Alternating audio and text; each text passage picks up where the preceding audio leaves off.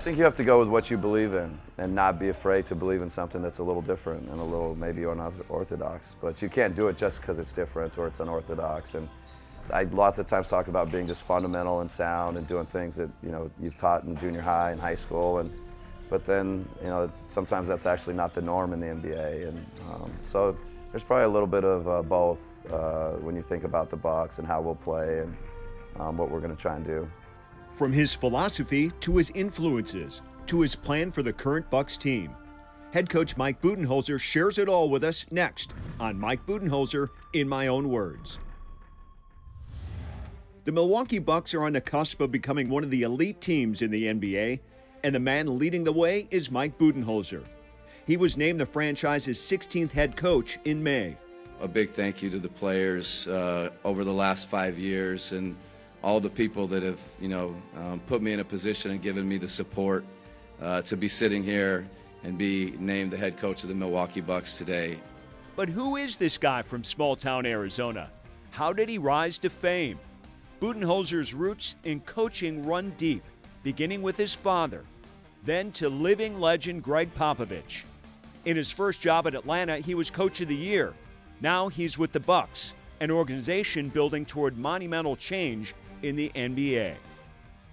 How has Milwaukee embraced you? People have been incredibly friendly and generous, and they're just doing anything they can to make me feel comfortable, and I'm really enjoying the city. Can you see and sense the buzz with Bucks basketball now, and of course with Giannis and everything? Yeah, no, it's been great. Like we have this contest to see who's more excited, whoever I'm talking to or me, and it's been so much fun because it's real. You can see how excited people are about the team and about Giannis, the new arena, all the great things that are happening all over the city, and to be the new coach, and you're just so excited about getting the opportunity, getting the job, having a roster that's, I think, in a position to win and have success in the playoffs. And when it's just, you can feel it coming right back at you from the city, it's a really good thing. Well, I want to start back growing up in Holbrook, Arizona, and have you tell me what life is like in the metropolis of Holbrook, Arizona. I don't think it's ever been called a metropolis. So 5,000 people, one stoplight town is what I always say. And old Route 66, so a lot of people have seen the movie Cars. I sometimes joke that Radiator Springs is Holbrook, about 90 miles east of Flagstaff and the Grand Canyon. And the Painted Desert and Petrified Forest is literally the backyard of Holbrook. My dad was a teacher and a coach, and I'm the youngest of 7, so my mom was mostly focused on raising all 7 of us, and she was a teacher also. Grew up with a lot of Navajos and Apaches. It's just south of the Navajo Reservation, and half my high school were Navajo students that would come and stay in a BIA dorm. When you're in a small town, you can wander and go places, and your parents know that there's other people out there watching, their kids, and growing up playing every sport from Little League baseball to football, basketball, golf, just it felt like the whole community was with you, and there's a closeness and a tightness that I think was very true, at least in Holbrook where I grew up. It's a unique place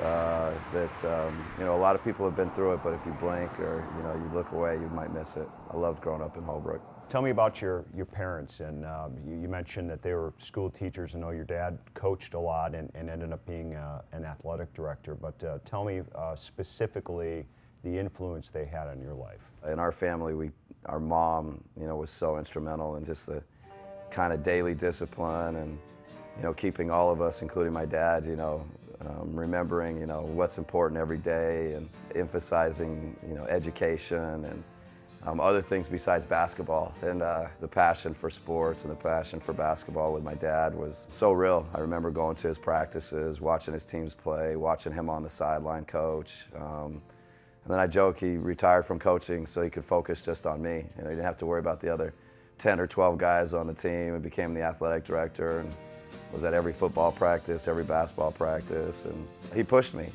but it was something that I cherished, and I loved, how he pushed me to be better and wanted me to be great. And I think gave me a great love and passion for, you know, for particularly basketball. Did your mom teach you any classes along the way growing up? She didn't. She was, you know, more of a substitute, and she was actually the mayor of Holbrook. So, you know, that's a vivid memory for me, going out and putting flyers in people's doors for my mom, and, you know, elections and encouraging people to vote and all that.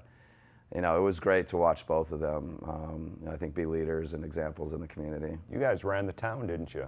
There are some people that think that, you know, everybody knew where the Buds were, and if you needed a basketball, you can always go to the Buds house. Youngest of 7, so what was that like for you growing up? Big brothers doing everything. Tell me about your siblings. Yeah, my brothers and sisters let me know, and now I'm old enough to agree. I was so lucky to be the youngest, and, you know, they say I was spoiled. I'm not sure I'm going that far, but you know, having them to kind of give me guidance, give me, you know, and really opportunities to visit them. You know, one brother in New York City, another brother in Los Angeles, San Diego, you know, Scottsdale, Tucson, all over really the country. So when you're the youngest, all of a sudden you're traveling and seeing things that maybe they didn't get to see when they were as young. And, you know, and they just gave me a ton of love. You know, and helped me with college decisions and college opportunities, and just so many different ways. Being the youngest I was incredibly fortunate. After graduating from high school, Budenholzer left small-town Holbrook, Arizona, for small college Pomona in California, a school with barely 1,500 students. It was only the beginning of big things in his life. I feel like there was a lot of good fortune with me ending up at Pomona. I don't think there was a strong desire to be somewhere where there was small or anything like that. But I guess there was a comfort level that I didn't have to be at a big school or a big university. And I knew I wanted to keep playing, you know, play college basketball. That was a dream of mine. So to continue to play basketball beyond high school was something that was important. And then it was a great academic school. And my brothers had, you know, kind of, you know, let me know how important that was going to be to me in my future. And, you know, I think they joked that sometime there'll be no basketball, and you know, an education from Pomona will probably help you. And we laugh now that there's still basketball, but I still got a great education while I was there. Yeah, for sure. And you got philosophy, politics, economics. So why'd you choose that route, do you think, as far as getting your degree? I don't know, maybe I couldn't pick one, so I just went with all three. It was just, you know, I think there was an interest in all three of them. It was a kind of a unique program that Pomona offered, where, you know, an interdisciplinary program where you could take classes in all three of those, you know, fields, and you had to have a, you know, an area of emphasis, and when you wrote your thesis, you know, that area was you know, the priority or emphasized. And so it was just a unique way to learn and grow, and something that intrigued me, all three of those areas. Still ahead on In My Own Words with Mike Budenholzer, you've seen his hometown, his college. Now it's on to Denmark for his next step to success. Coach Bud tells us about his first encounters with the Greek Freak. Having breakfast with Giannis and Chris, you know, was, I think, an important way to get started. Plus, just who does this budding coach recollect idling when he was a kid growing up? The answer will surprise you.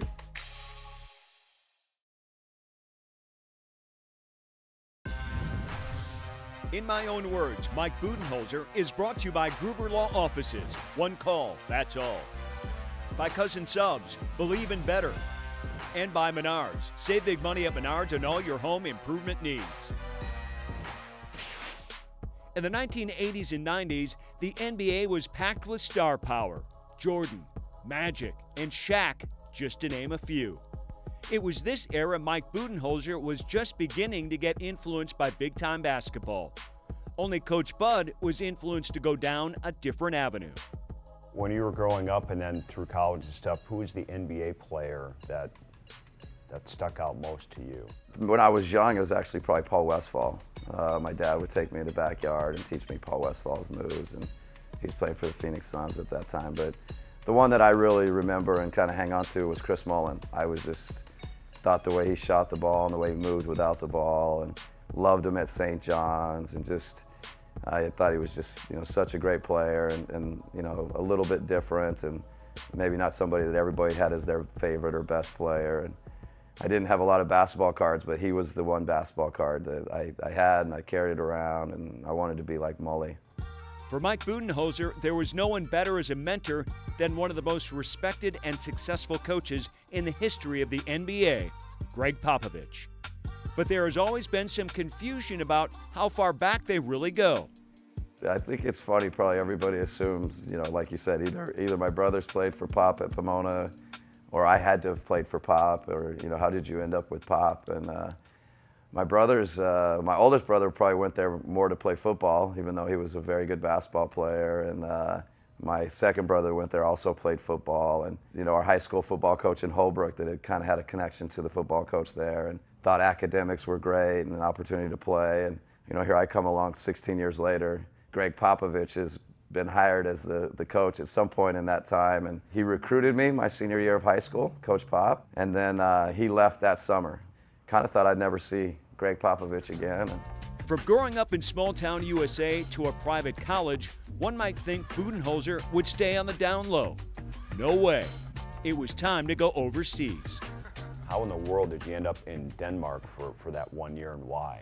Ended up again writing some letters to some clubs in Denmark and expressing my interest in trying to continue to play and also start a career in coaching. And that's what was unique about Denmark, is they were looking for American players that not only could play and play for the men's team, but that was also had an interest in coaching. And you know, I was super excited. I coached the women's team in my club. I coached the junior boys team, which is 15, 16-year-old boys. And you know, there were nights when I had my practice, and when my practice was done, I'd get somebody to give me a ride to a different gym and then coach the women's team. And you know, the next day I might have, you know, 2 practices with the junior boys and the women. And it was it kept me busy. And you know, there were a couple times where I had to pick which game I was going to go to, but I always had to go to play in the game. It was time for a return trip home to the USA, and there was one man who got the call.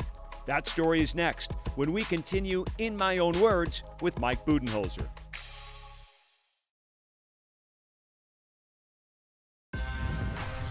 In My Own Words, Mike Budenholzer is brought to you by the Wisconsin Lottery, reminding you to please play responsibly. By Potawatomi Hotel and Casino, find your win. And by Fast Track, isn't it time for a change? Mike Budenholzer's career was about to blossom. The experience in Denmark was the ticket he needed to come back to the States, and he was anxious to make one call when he returned. So is it just by coincidence that you ended up on his staff later on? No, so I mean, I think because Pop was at Pomona, you know, I think for 10, maybe 12 years as the head coach, he understands the kind of players and students that are going to Pomona. And he stayed in touch with some of the players that were my teammates, the upperclassmen that he had coached. And I stayed in touch with him a little bit, wrote him a few letters here and there. And when I graduated, I went and played and coached for a year in Denmark. And while I was there, again, I'm corresponding, writing him a letter. I'm this young, aspiring coach, and by now he's an assistant at Golden State with Don Nelson and the Warriors. And ended up spending about a month or 6 weeks just kind of in their film room with the Warriors, and just, you know, begged them if I could come and watch practice and be in the video room and learn. And really, I intended to go back to Denmark and continue, and really wanted to be a college coach. Everyone has their own path to success. For Budenholzer, it began low on the totem pole as a video coordinator for the San Antonio Spurs, where Popovich gave him the break he needed. It was an incredible opportunity to be the video coordinator in San Antonio. You know, a very good team. Greg Popovich came in as the GM that summer of '94, and they'd had David Robinson, you know, in the organization for 5 or 6 or 7 years, and was a franchise player, an MVP caliber player. And congratulations, David Robinson, 1995 NBA MVP. And how could they kind of change the pieces and get a team to kind of fit around him that could compete for championships? And really, my first year as a video coordinator, won 62 games. Was the #1 seed in the Western Conference and played in the Western Conference Finals. So I'm thinking, this is easy. You know, it's like, this is great. And you know, there was a ton of emphasis on the film work and the preparation, especially through the playoffs. Learned so much about the NBA. Learned about, you know, what made teams and players great and coaches special. the next year, you know, another great season, I think 56 or 58 wins, and playing John Stockton and Karl Malone in the Western Conference playoffs, and just the quality and the play, and, you know, being on a team in the first 2 years that, you know, was really elite, and or being around an elite player like David Robinson and an elite leader like Avery Johnson and Sean Elliott. And so I just learned so much in the film room, the attention to detail, the ability to see, you know, all 10 guys on the court and not just follow the ball. You know, I really believe I would never be where I am today without those 2 years as a video coordinator. And I was very fortunate. Bob Hill was the head coach and Pop was the GM, and they both saw, you know, a future in me. They saw potential in me, and made me an assistant coach at, I think, 26 or 27. At that time, I was the youngest assistant in the NBA, and I was just, I was on top of the world. When did the Pop coaching influence begin then? My first year on the bench was when he became the head coach. They made a change, you know, about 20, 30 games into the season, and, you know, went from winning 62 the first year to losing 62 in the third year. And, you know, Tim Duncan was the result of those 62 losses. So for that 1 year of, you know, it was pretty hard, but, you know, what followed for, you know, 20 years or plus, you know, was pretty special. Pop became the head coach and, you know, started instilling, you know, just I think really a defensive identity, a defensive priority, and, you know, things that we wanted to do offensively that he felt were important. And the way he used his staff, the way he incorporated his staff and allowed us to coach, really from day one taking over, was special, and just continued to give me an opportunity to grow. How important was that he gave you guys, the assistant coaches, those opportunities? You know, he would share with the coaches occasionally, you know, that the way we're doing things and our ability as assistant coaches to really be involved and to coach and to be active, that it was maybe a little bit different, and that, you know, it was something he strongly believed in, and I think he really appreciated, you know, how much, you know, I guess we gave back for him giving us that opportunity, and, you know, to really be able to allow to coach and to trust your assistants. And Pop's great at so many things, but, you know, when you're an assistant for him, that's one of the most important things. Is gives you a lot of freedom, a lot of opportunity to learn and grow and coach. After 17 years as a Spurs assistant coach that included 4 NBA titles, Budenholzer was ready for his first head coaching position, and the Atlanta Hawks came calling. I think when you get your first head coaching job, there's so many things that, you know, you have to address and that are important. And for me, putting together a staff was maybe more important than anything. And I feel incredibly fortunate that, you know, from year one in Atlanta to have great assistant coaches and several guys that have gone on to become head coaches. And I knew that, you know, having learned from Pop, that, you know, he gave me the freedom to coach and the opportunity to coach, and how the players respond to assistants, and, you know, and how they probably better respond to the head coach when they're not constantly hearing from you, and your voice is not, you know, you use it when appropriate. I just took those lessons and tried to apply them the best I could with, you know, some of my own ideas and my own ways of making it, you know, hopefully our own, and I don't know if better, but just I think what fit for us. And, you know, I couldn't feel stronger about my staff than I do. In 2013, were you ready to be a head coach? What was it like at that point of your coaching career? You're never sure if you're ready, or, you know, you feel like from the basketball, the X's and O's and that type of stuff, you know, I think I could have been more prepared and more ready, and been through playoffs and been through, you know, regular seasons and everything you can see. But there's so much more to being a head coach than just the X's and O's and the practices. And, you know, you just have to dive into the relationships and dive into all the decision making and the relationships and partnerships with GMs and with owners. And I've learned and grown, and I don't think you're ever sure if you're ready, but, you know, I think the more prepared you are, the more opportunity you've been given, the better chance you have for success. Still ahead on In My Own Words with Mike Budenholzer, Coach Bud gets a truer appreciation from a sport influenced by a trip halfway around the world.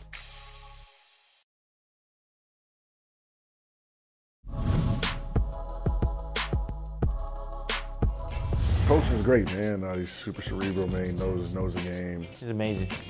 Really bright guy, smart, confident. The thing that resonates with this team and the guys that I've been around here the most Probably his energy. He's kind of been just talking to me about certain things, just challenging me a little bit early on, just because he wants me to develop. Winning mentality coach, always kind of prepare you, motivate you, but like I said, most important thing is just communicate with the players so well. Coach Bud's life experience in the sport was not complete until he participated in the 2015 NBA's Basketball Without Borders Development and Community Outreach Program. Among the players' stars, Giannis Antetokounmpo. Again, traveling and seeing different cultures and seeing different parts of the world, and I think just it's going to make me more whole, make me more complete, make me a better person. But how could I give back to, in this case it was going to South Africa and going to Johannesburg, and the impact it can have on the communities, whether it's giving kids more opportunities in schools and better facilities and more books and more computers, and there's such an emphasis on improving education with the Basketball Without Borders, and you never know how these trips are going to impact the people that are there, and for them to see a game, to see Chris Paul and Marc Gasol and Pau Gasol and Luol Deng and Boris Diaw and all these, half the team with African roots, and maybe one day those kids could be playing in the NBA or coming back and playing in an exhibition game. For Giannis and Luol to see Dikembe Mutombo and Hakeem Olajuwon came out and went up and down a couple times, and I think Dikembe blocked Hakeem's shot, and the crowd went crazy. And for these young players to see, kind of how far the sport has come and how far people, whether you're from Nigeria or the Sudan or wherever you may come from, what they can become and the inspiration they can be. It just makes everybody that experiences it better going forward. It makes you want to make a difference in the world. If you had to tell me what's your niche and your mark with this Milwaukee Bucks team, what would it be? I think the priority, we want to be great defensively. The steal and the assist, Bledsoe, Tony Snell. Middleton steal. Oh my! Wow! Rim protection by Milwaukee. What a block by Giannis. I feel like the roster is built to be special and unique defensively, and can be really solid and fundamental while being great defensively. And I think offensively maybe there's a niche where hopefully we're playing with a lot of ball movement, people moving more than maybe NBA teams or fans are used to seeing, and the unselfishness with which we hope to play with. And I think that's a trademark of the team that we want to be, and the way they've been working, playing with each other. I feel like we're on our way to being a team that plays really unselfishly.